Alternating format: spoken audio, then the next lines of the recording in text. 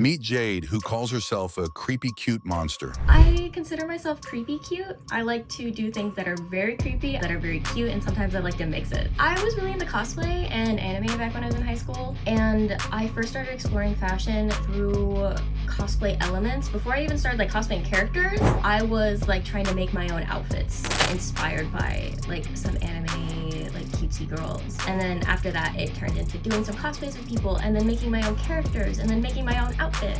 I was inspired by Sugar Nori. It's a Japanese sub-style based on white face paint and also just general like Harajuku style and things like that. I love the way betta fish look, so I kind of want to make my face look like a fish all the time. I used to live in Korea for a little bit, and then I would go visit family in Japan, and I think a lot of that had influenced the way that I dress. A lot of my looks are inspired by the emotions that I'm feeling at that time. I'm very an emotionally driven person. I'm a Scorpio moon. Anytime I make a look, it's really based on how I'm feeling. I don't like constricting myself to dressing one certain way. It's based on how I like to look and how I'm feeling. I love any kind of rainbow color. I feel like a lot of the world is in gray tones. There's a lot of concrete, there's a lot of streets, and it's just boring. And I feel like when I dress super colorful, I get to bring a rainbow into a street. Despite facing a lot of backlash, she still persevered. When I was in high school, I was first starting to cultivate my fashion and my style. It wasn't received well in the beginning and a little bit towards the middle, but after a while, people just got used to me. I was pretty hard on myself back then.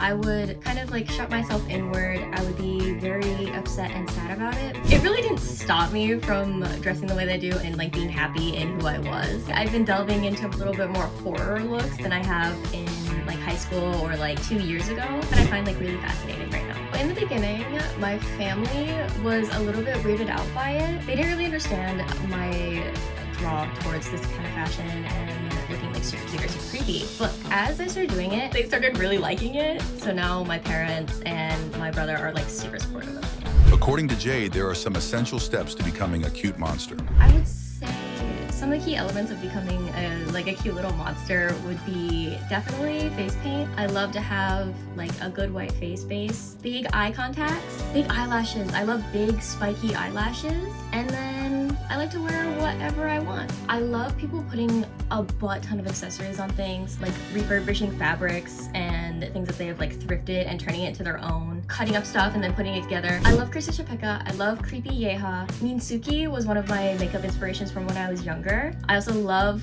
early 2000s Lady Gaga. Love her. If you're interested in changing up your look, just dive right in.